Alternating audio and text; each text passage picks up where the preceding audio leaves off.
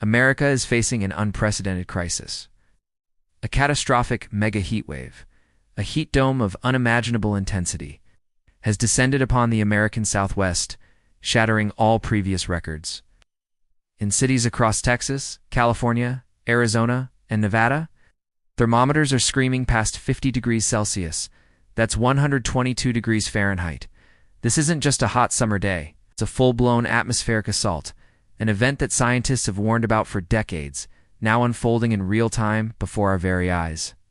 The sheer scale of this heat wave is staggering, affecting tens of millions of people and pushing our critical infrastructure to its absolute breaking point.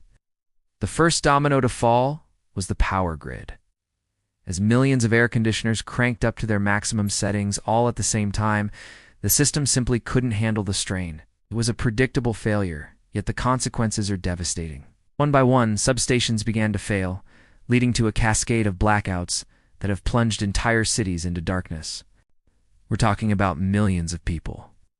From the sprawling suburbs of Dallas to the dense urban centers of Los Angeles, suddenly left without the one thing they need to survive this heat: air conditioning.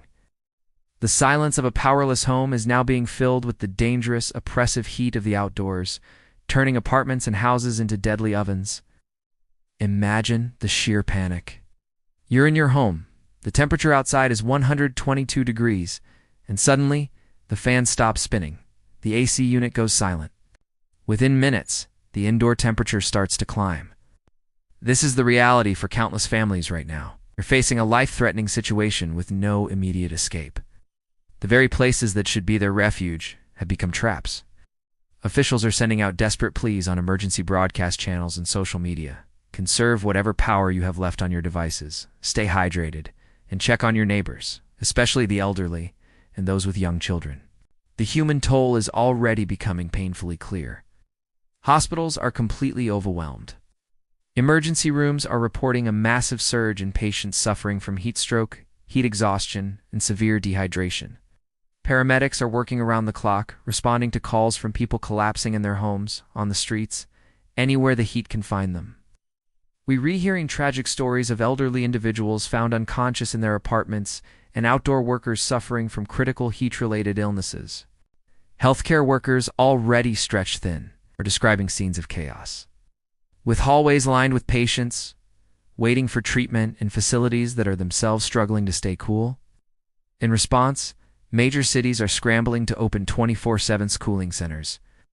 Arenas, convention centers, libraries, and community halls are being rapidly converted into havens for the public. These large air-conditioned spaces are lifelines for the most vulnerable in our society: the homeless, the elderly, and families with no other place to go. Volunteers are handing out bottled water and offering a cool place to rest, but the demand is immense. Lines are forming outside these centers as people seek any relief from the relentless, suffocating heat. The sight of families carrying their children and a few belongings, just to find a safe, cool place to spend the night, is a stark illustration of this disaster's severity. The crisis isn't confined to our homes and hospitals. The heat is literally melting our infrastructure. In several regions, asphalt roads have started to soften and buckle, becoming sticky, dangerous traps for vehicles. We've seen images of tire tracks sunk deep into melted streets, a bizarre and terrifying sign of the extreme temperatures. This has forced road closures, snarling traffic, and hampering the movement of emergency vehicles. It's as if the very foundation of our cities is giving way under the thermal stress. This isn't science fiction. This is the physical reality of a world pushed to its thermal limits. And where there is extreme heat, there is fire. The parched landscapes of the Southwest, already suffering from years of drought, have become a tinderbox. Wildfires are igniting spontaneously, fueled by the hot, dry conditions and fanned by blistering winds. Plumes of thick black smoke are rising across California and Arizona, visible for hundreds of miles.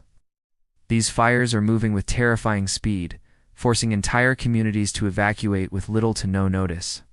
The sky in many areas has turned an apocalyptic shade of orange, and the air quality has plummeted to hazardous levels. For those not directly in the path of the flames, the smoke is its own silent threat. Air quality alerts are in effect for millions, advising people to stay indoors and seal their windows. The combination of extreme heat and toxic smoke is a deadly cocktail, especially for those with respiratory conditions like asthma. We're essentially being told to shelter in place from an invisible enemy in the air, while also fighting a very tangible enemy in the heat, often without power. It's a multifaceted disaster that is testing our resilience in every possible way. In Washington, the federal government has declared a state of emergency for the affected states. This declaration unlocks crucial federal resources, mobilizing the National Guard, FEMA, and other agencies to assist in the response. Convoys of trucks carrying millions of gallons of bottled water are being dispatched to the hardest-hit areas. Mobile power generators are being deployed to hospitals and critical facilities. Federal medical teams are being sent to support overwhelmed local hospitals. The president has addressed the nation, calling this a sobering glimpse of our future and urging a unified national effort to support those in need. But even with a massive federal response, the situation on the ground remains dire. The immediate priority is saving lives, providing water, shelter, and medical care. But this event is forcing a much larger, more difficult conversation. Scientists are unequivocally stating that this mega heat wave, while record-breaking, is not an anomaly. It is a direct consequence of a changing climate.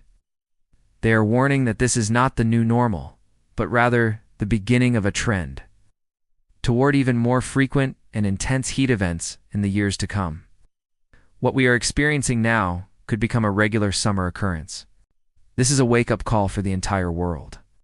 The scenes from the American Southwest are a preview of what could happen in communities globally if we fail to address the root causes of climate change. The infrastructure we rely on, the way we build our cities, our energy systems, all of it was designed for a climate that no longer exists.